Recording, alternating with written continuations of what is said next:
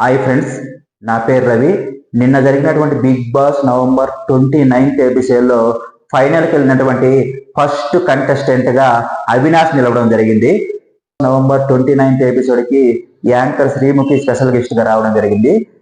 Sreemukhi special గెస్ట్గా వచ్చి 2 games conduct చేయడం జరిగింది.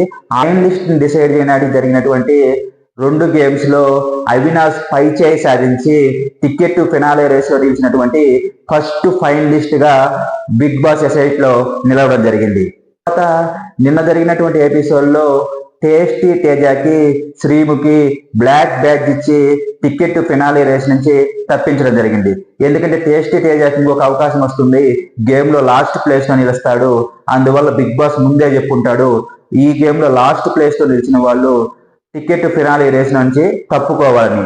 ఆ విధంగా తేజ లాస్ట్ ప్లేస్ లో నుంచి ఫస్ట్ గేమ్ లో టికెట్ ఫినాలే రేస్ నుంచి తప్పుకోవడం జరిగింది. Big Boss November 29th episode లో బిగ్ బాస్ మొదటగా పృథ్వీరాజు, తేజ అండ్ టేస్టీ తేజతో మాట్లాడతాడు.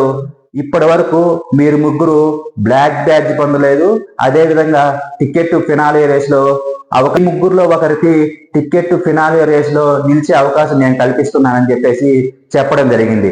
ఆ తర్వాత ఆల్రెడీ టికెట్ ఫినాలే రేస్ లో ఉన్నటువంటి రోహిణి, నిఖిల్ అండ్ అవినాష్ తో కలిసి బిగ్ బాస్ చెప్పడం జరుగుతుంది, మీ ముగ్గురికి ఒక స్పెషల్ పవర్ ఉంటుంది, మీ ముగ్గురులో వచ్చేసి ఒక అండర్స్టాండింగ్ వచ్చి ఒక కంటెస్టెంట్ టికెట్ ఫినాలే రేస్ లోకి సెలెక్ట్ చేసుకోవచ్చు.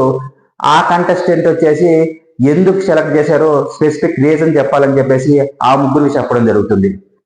ఫస్ట్ వచ్చేసి రోహిణి తన రీజన్ తాను చెప్తుంది, నేను టేస్టీ తేజని సెలెక్ట్ చేద్దాం అనుకుంటున్నాను, ఇప్పుడు గేమ్స్ ఉంటాయి కాబట్టి టేస్టీ తేజ అయితే కొంచెం తగ్గినట్లుగా అనిపిస్తుంది, కాబట్టి మనతో పోటీ పడినాటికి అతను కొంచెం వెనకబడినట్టుంటుంది, అందుకే నా పాయింట్ ఆఫ్ రీజన్ లో ఫస్ట్ నా స్వార్థం కోసం నేను తేజని సెలెక్ట్ చేయడం జరుగుతుందని చెప్పేసి రోహిణి చెప్పడం జరిగింది. అవినాష్ కూడా టేస్టీ తేజని సెలెక్ట్ చేస్తాడు, తన రీజన్ తాను చెప్తాడు.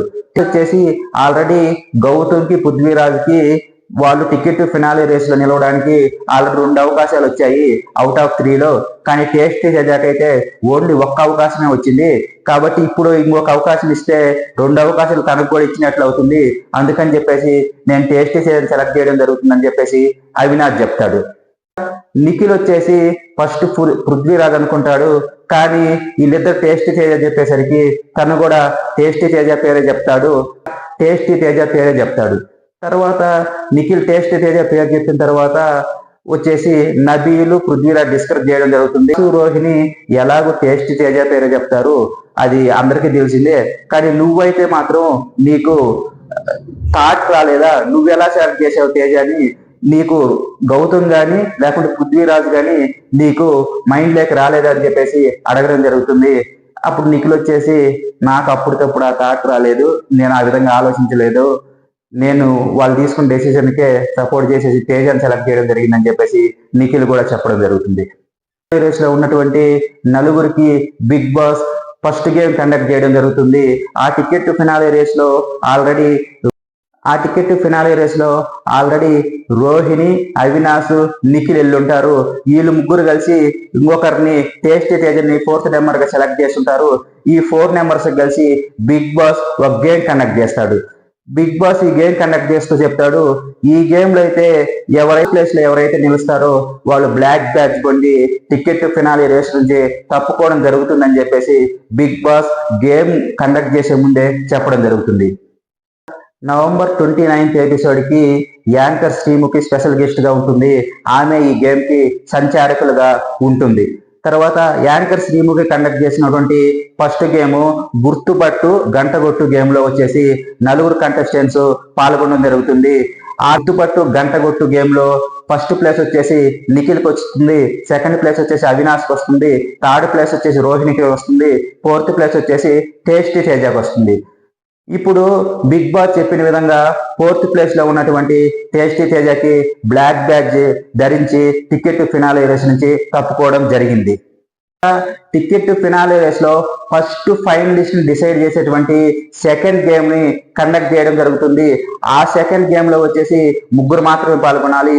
ఆల్రెడీ టేస్ట్ చేసే బ్లాక్ బ్యాక్ ద్వారా టికెట్ ఫినాలే రేస్ ని తప్పుకోవడం జరిగింది కాబట్టి ఇక ముగ్గురు కంటెస్టెంట్స్ ఉంటారు.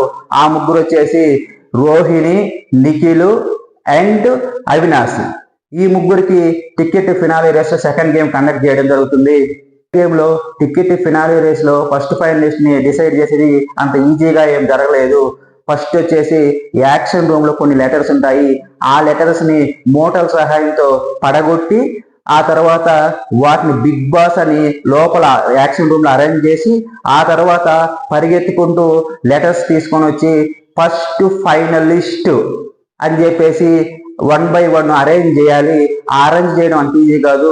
జారుతూ ఉన్నటువంటి టేబుల్ ని బ్యాలెన్స్ చేస్తూ తాడు సహాయంతో దాన్ని లెటర్స్ పెట్టి కింద పడకుండా దాన్ని బ్యాలెన్స్ చేయాలి.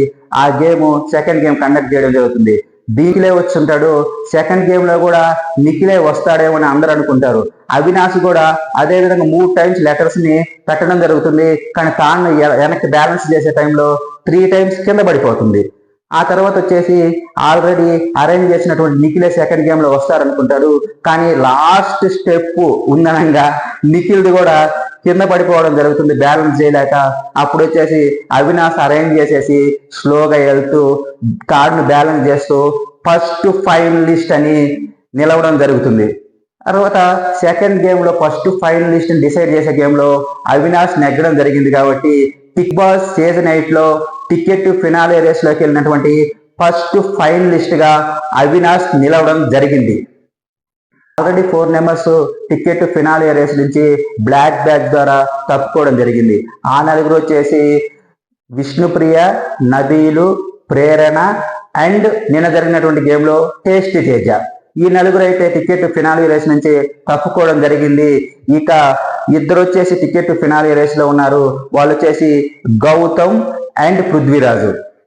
నెక్స్ట్ సెకండ్ ఫైనలిస్ట్ ని డిసైడ్ చేసేటువంటి గేమ్ లో వచ్చేసి పృథ్వీరాజు, గౌతము, నిఖిల్ అండ్ రోహిణి పాల్గొనడం జరుగుతుంది.